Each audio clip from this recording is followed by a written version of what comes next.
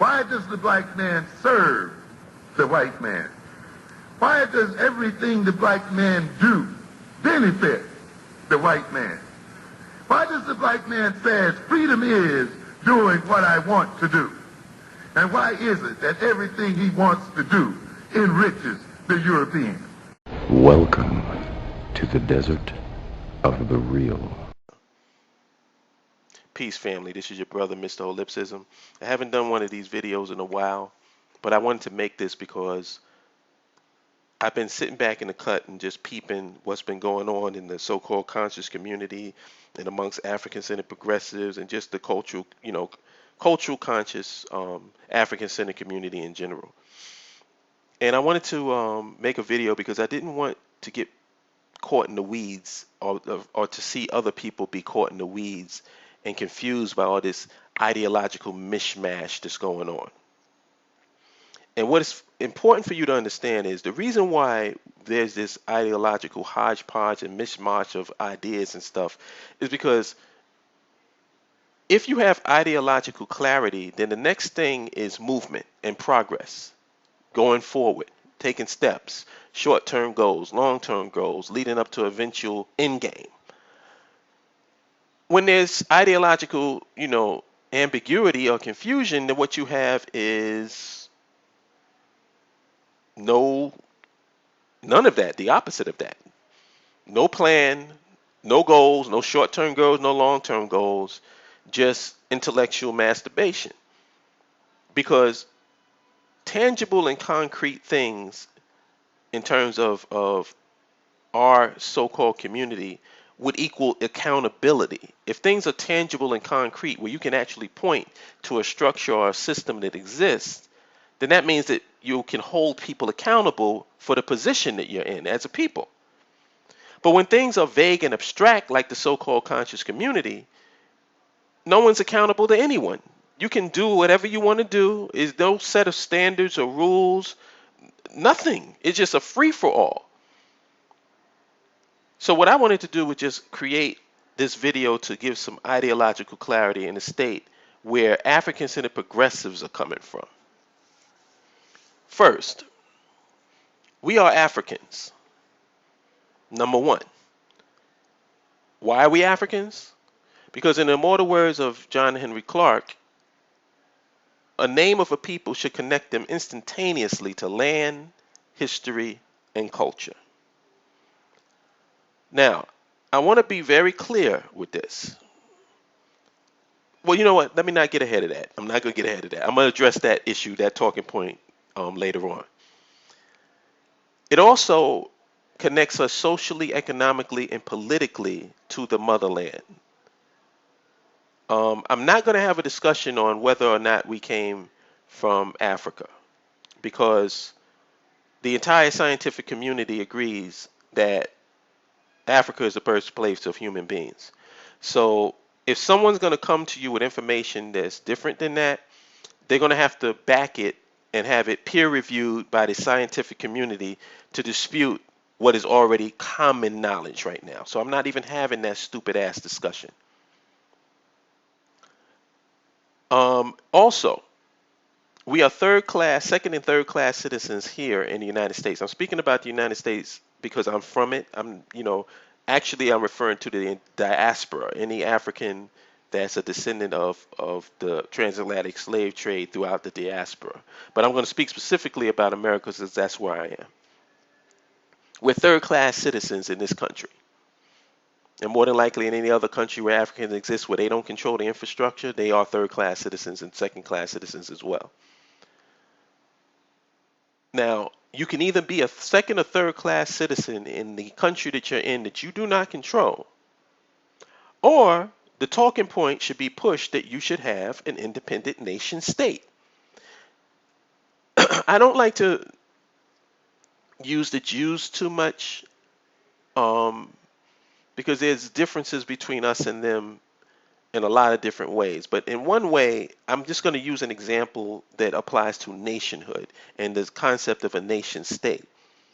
The Jews had to have a place of their own, a home of their own, because they were a landless people, right? So they've created the nation state. It gave them a base of operations to consolidate their resources and their power and build that state up.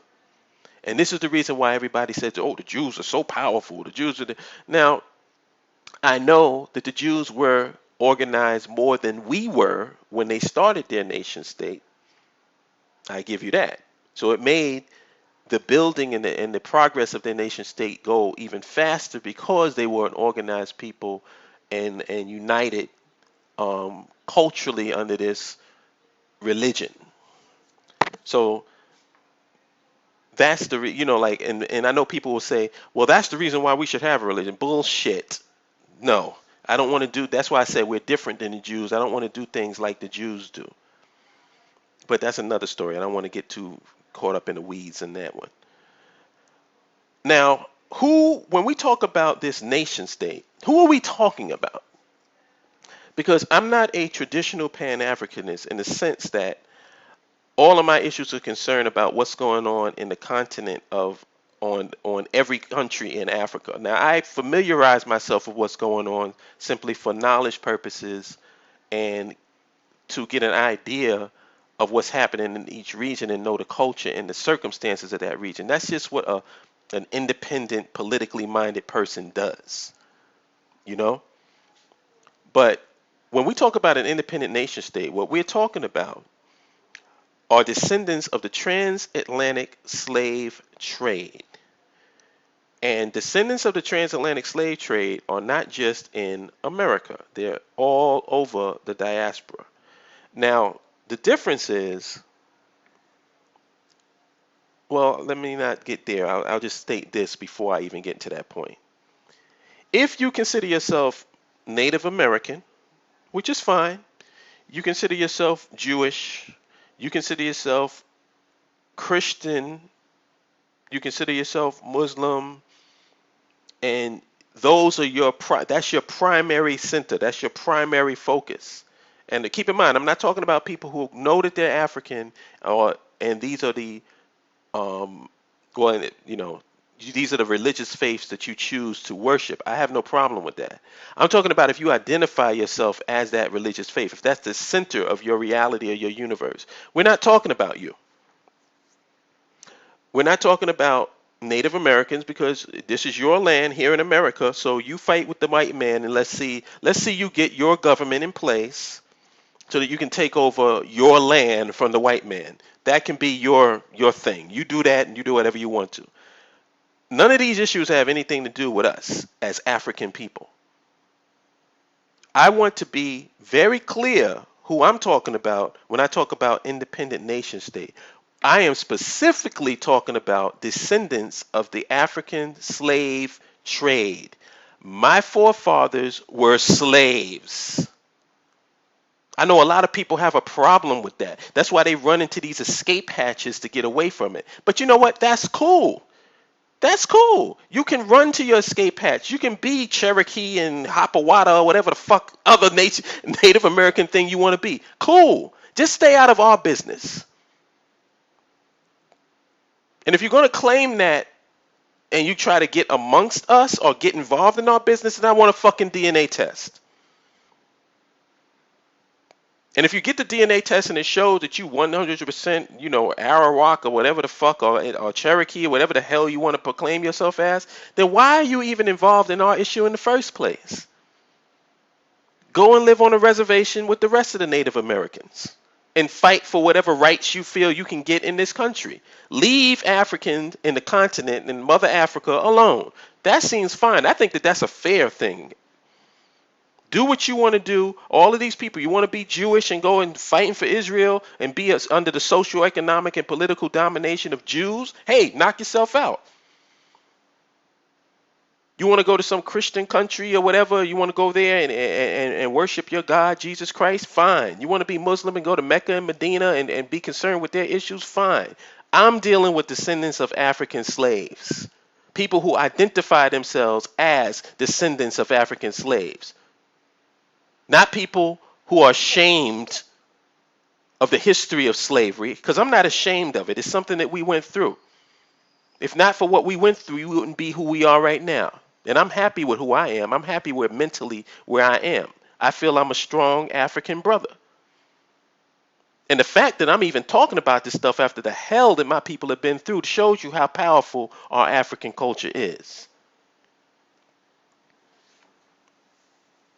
Another thing, we don't owe, and this is going to get back to the point that I was going to initially make. We don't owe continental Africans or Europeans nothing. Now, I'm not saying that with hate, because continental Africans are our brothers and sisters. Europeans not my brothers and sisters, but the continental Africans are our brothers and sisters, and I respect them. But you have your own country. If you're on the continent, you are part of a country. You're either in Nigeria, you Ghana, whatever place you at, you have a country that you can identify with as your nation. African Americans and slave descendants across the diaspora are a landless people. And the point has been made before. I was talking with my nephew, Ambassador Saw, and he said that when we were taken from Africa, there was no African fleet that came to rescue us and get us out. And that's real.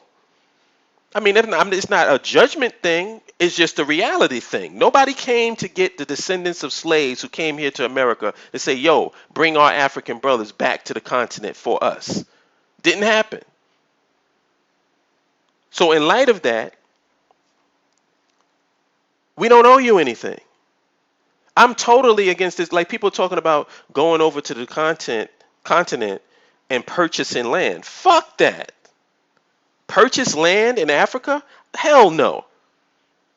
We are owed land in Africa. If the fucking Jews can get Israel, you mean to tell me that we can't get Africa? A piece of unoccupied land in Africa? Even if it's some people say 10,000 square miles. Hell, New York City is only 500 square miles. I'll settle for that. And there's plenty of unoccupied territory in Africa where no native people would be displaced. They're just sitting there doing nothing. So you wouldn't have a situation like the Jews have with the Palestinians because there's nobody there for us to uproot or displace. Totally unoccupied. Look at your map. It's not as densely populated in Africa as it is over here in America. So we don't owe the Europeans nothing, and we don't owe the continental Africans anything. Now, the continental Africans, we can deal with y'all as brothers and sisters once we have our own nation state. So if we want to interact with Ghana, Nigeria, Senegal, all these other places, we can do it as a state. And we can form alliances. You are our allies. You're not our enemies in Africa. You are our allies. You are our brothers and our sisters. But don't get this thing out of your mind that the African American is going to come over here with their American money and enrich your country. That's not Pan-Africanism to me. Our issue is we have no land. And I want a piece of land on the continent so that this argument about whether or not we are African or not will end, because we will be on the continent and we will have our own land. So nobody can deny our African heritage, which is our birthright. Now, another talking point. There are 44 million black African people in the U.S. alone. In order to set up shop on unoccupied land on the continent, you would need about not what you would need. What is going to be in reality is only about 2% to 5% tops to be settlers, pioneers, to go and settle on a piece of land, survey the land, and find out the resources and everything on that land, and then start developing their infrastructure. 2 to 5%. Now, I know there's a lot of people that's like, well, we expect us to all go to Africa. We got to do. Motherfucker, the vast majority of the 44 million black African people is going to be right here in the United States of America. And now keep in mind, I'm just speaking about the United States of America. We're not even talking about across the diaspora, because those brothers and sisters would actually help up those numbers. But the vast majority of the people in any country and I'm going to use the United States specifically, are going to remain in the country. So you can remain in the country, you can fight for your civil rights, you can vote in your presidents, you can participate in the political system, you can be treated as a second and third class citizen, you can get killed by the police, you can get red line out of banks and not get loans, you can do all the stuff that y'all love so much doing in this fucking fantastic country called the United States of America. Knock yourself out. But you mean to tell me that 2 to 5% out of that population can't go and set up shop? You don't even have, listen, let's just say it would be in your own interest to allow that to happen. Let's say you don't give a fuck about Africa and you don't even believe that it's possible. How would it harm you if 2 to 5% of the population went over there to set up shop and it actually turned out to be successful? It would only benefit you. So you mean to tell me that that's not even, like, you don't even want a small, minute, insignificant percentage of our population to go and set up shop? You couldn't give a cosign to that? Then I don't know what to say to you. You just a bootlicking fucking nigga, and you deserve everything that happens to you here in America. Now, to put a period on all of this, all of this stuff that I just mentioned in this video is all theoretical. What do I mean by that? What I mean is that I've analyzed the situation, and I've been in this game for a while. I've looked at every possible scenario that can happen in terms of our future as black African people. And the only way we are going to have a future is if we have power. And the only way we're going to have power is to have an independent nation state on the continent. Why do I say on the continent and not in America? Well, Black Wall Street in Tulsa was a perfect example of what happens when you build up anything that outdoes what white people do in their own country.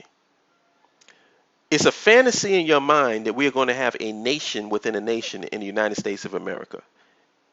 They wiped out and destroyed their own people who tried to build an enclave or to build their own little situation or sovereign nation inside of their borders. It's not going to happen. It's a fantasy in your mind. And also, we have a birthright. Africa. We were taken from Africa. Descendants of African slaves are, and the problem is we don't know where we were taken from. We like people say, mostly from the West Coast. Okay, but where? We don't know specifically. So if we have a piece of land on the continent, then what happens is, as you're building up and developing that land, you're building and developing your own culture for that land, and whatever we choose to call that land will be our nationality. African really is more of a political term that identifies us with the continent. We will be African as a general term, just like Nigerians and Ghanaians and everybody else. They are African as a general term, but their nationality is their country. We don't have a country. So when we build a country, whatever that country's name is, that's going to be our nationality. But as of right now, we're all African people. We're global African people. If that makes any sense. I don't know how to put it more simply than that. So, back to theory versus reality. Theoretically, this is what we should do to empower ourselves and to build a future for our people. Reality, I don't see it happening in my lifetime.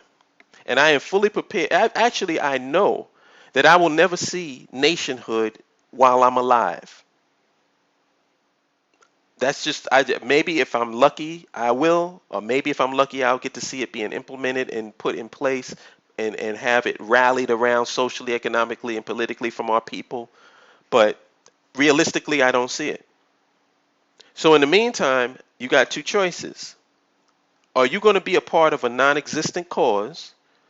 Or are you going to take care of yourself and your circle, then know that you have no support system?